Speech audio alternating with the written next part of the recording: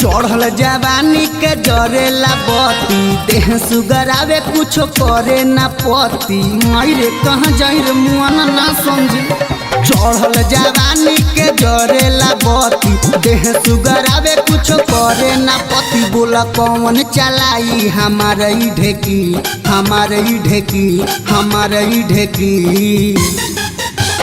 दोहनी में से बतावर छावड़ा ढोरी परोटी कमन से की।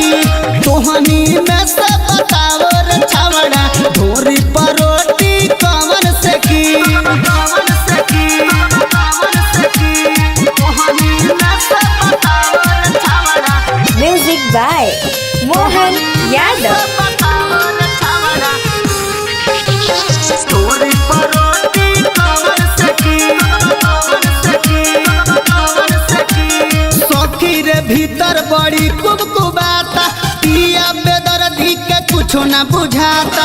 ऐसे निमन हम रहते अकेला कभो न खेलेला वाला खेला। ये सखी बुझाला खड़े न वाला करे। सखी रे भीतर बड़ी कुबकुबाता पिया बेदर्दी के कुछो न बुझाता। ऐसे निमन हम रहते अकेला कभो न खेलेला वाला खेला। करेला मन कब उठे की कौन चलाई हमारे ढेकी हमारे ढेकी हमारे ढेकी।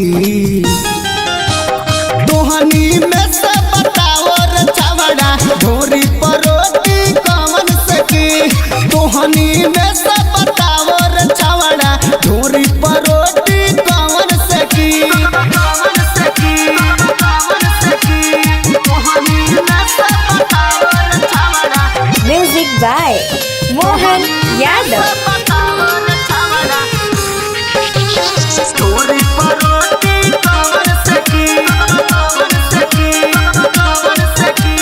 सैया से सबक पूरा न होला बोलेला देह जैसे बर्फ के गोला। आर्यन से आह कबले हम मिटाई चंदन से दुख कैसे हम बताई। ये सब सुन रे कहाँ जाई रे। सैया से सबक पूरा न होला बोलेला देह जैसे बर्फ के गोला। आर्यन से आह कबले हम मिटाई चंदन से दुख कैसे हम बताई। राजा एहसान कुनदन से कहिया ले वाला हे में ठेकी अरे हे में ठेकी। दोहनी में से